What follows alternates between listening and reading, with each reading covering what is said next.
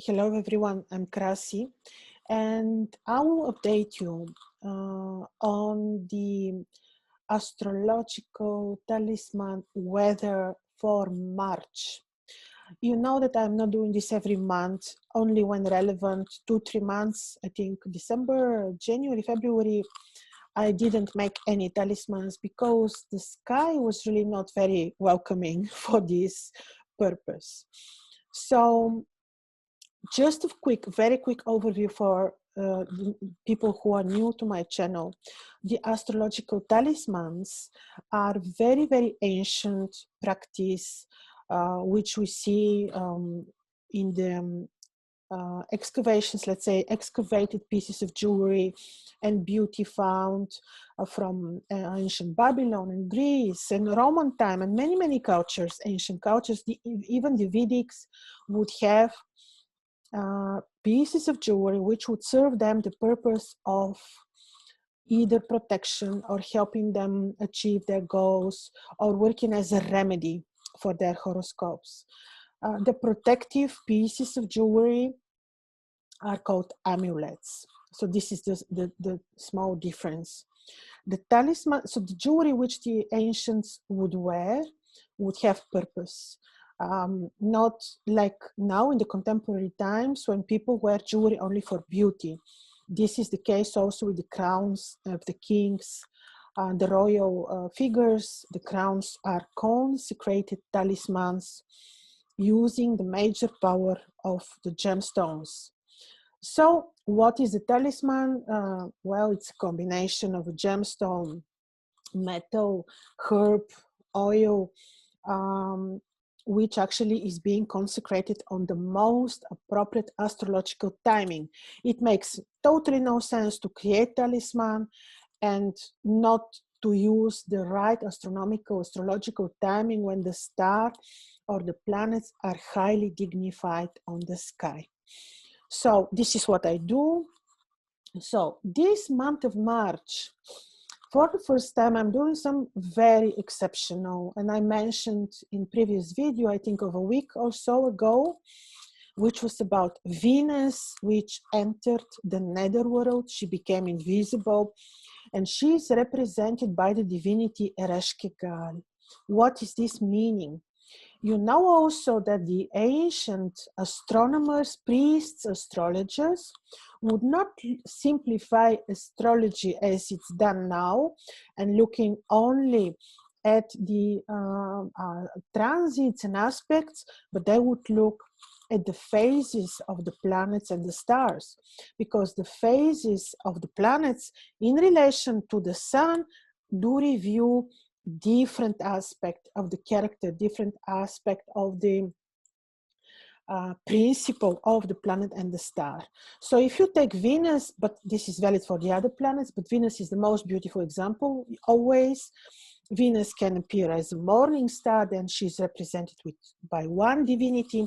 She appears as an evening star.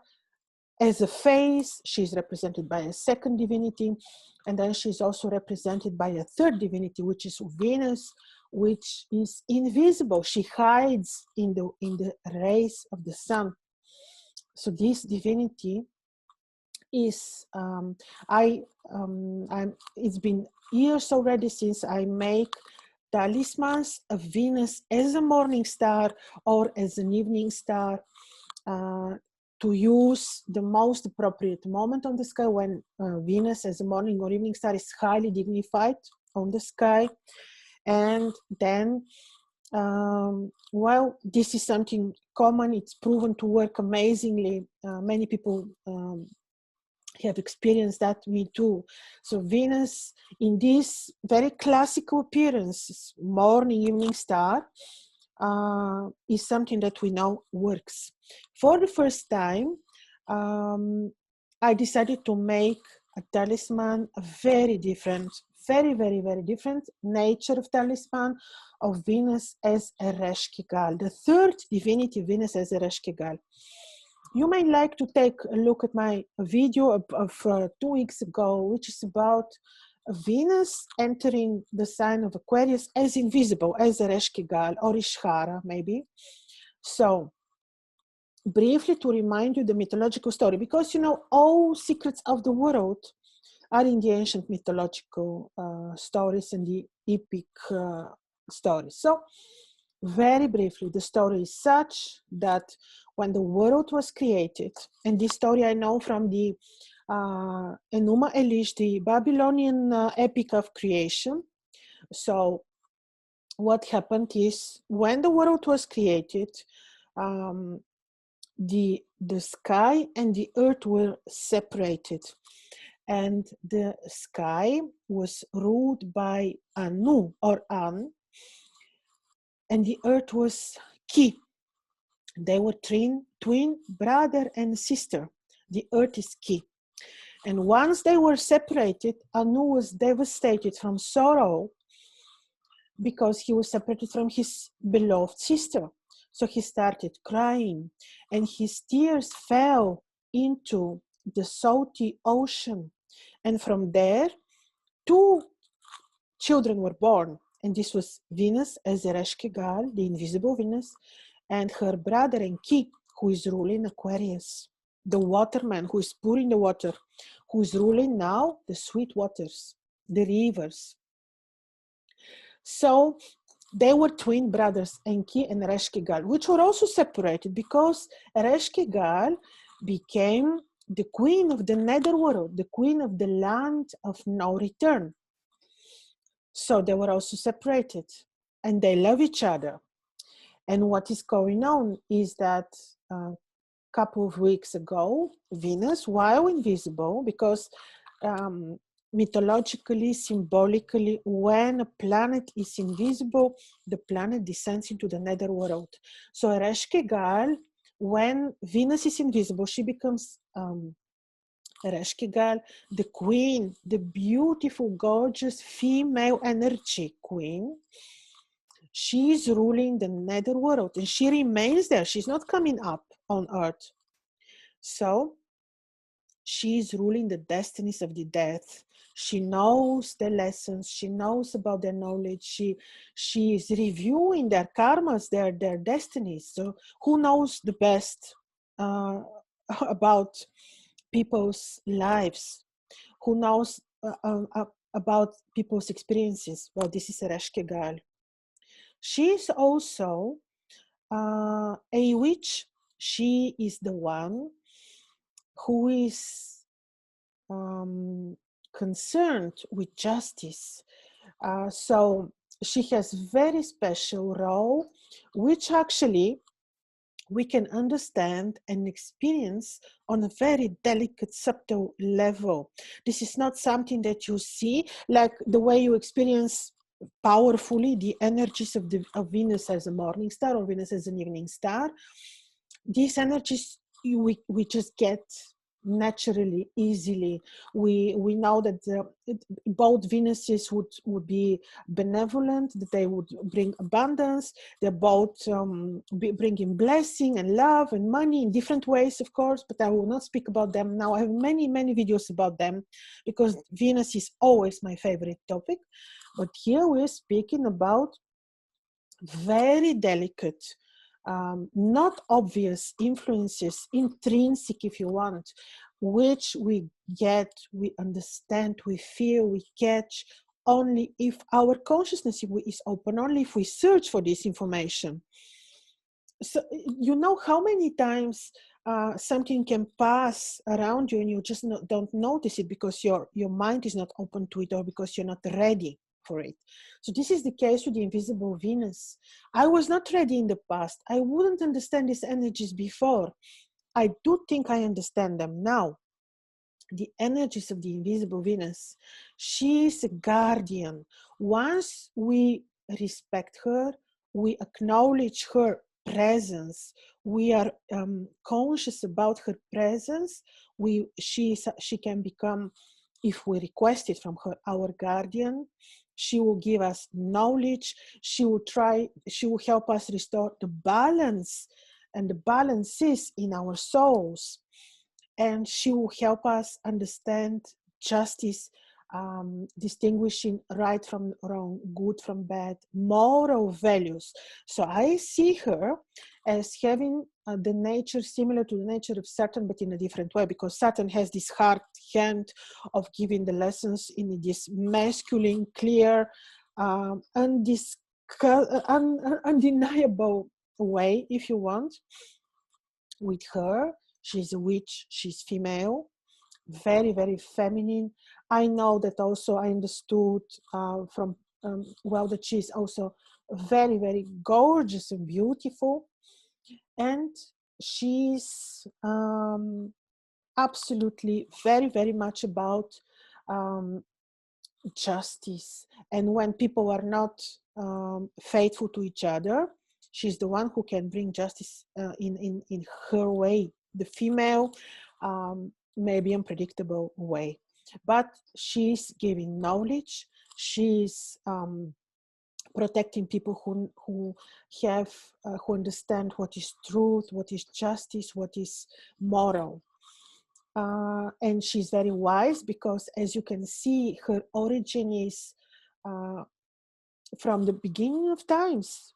And what is the most beautiful thing about her energies is that they are, I discovered this word, maybe because, again, I was not ready to understand this before, primal. Primal energies of truth, of virtues, of, if you want, of love, of justice. Primal would mean no emotions, no hypocrisy involved. These are the energies of this invisible goddess, Venus of the netherworld. No, everything is very basic and clear, but on a very delicate, subtle level, which you can get only if your senses are open and if your consciousness is open, and if you search for such influences and energies and support from nature. Why nature? Think about this. It's all about balance. She is ruling the netherworld. The other Venuses are ruling the fertility on the visible part of the world. So where is the seed? Life starts from the seed under the surface of land, of the earth. So she's ruling this part of the invisible fertility where life starts from. So she's about balance, fertility, deep and delicate understanding of art, intrinsic, introvert, only for yourself. She's protecting you if you search for her protection. How she can be, her power can be the power similar to the power of Algol, the Medusa Gorgona, which will be to guard you against people's ugly influences, because she can provide revenge, or she can just protect you and save you from evil eyes and intruders in your energy field.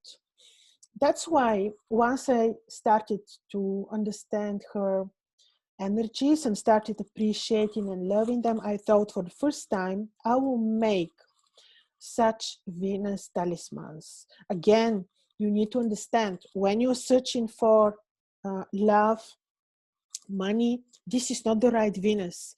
Love and money we get from Venus as a morning and an evening star. You can look at my website. Such talismans I've been making for years, but this is different. Here we search for much deeper influences, which I've been explaining you. I will share with you my screen to show you the election, which will be taking place on the 13th of March, when Venus is exactly on the lower meridian, which is what? The lower meridian, look, actually is what is the netherworld, is the place of no return. So this is the lower meridian. She's conjoined with the moon and the sun, and this is happening in Aquarius, the place of Enki, her twin brother. She has multiple powers and influences there. And I also made sure that another Venus sign will be on the ascendant, and I put the star of Regulus for good luck on midheaven. So this is about these Venus talismans, invisible Venus talismans. I will place a link under this video if you like to take a look at them. And then the second very interesting talismanic election will be on the 14th of March, the first appearance of the lunar crescent, the throne of God, in the point of the vernal equinox, when the new year for the Babylonians begins. First of Adar or first of Nisanu.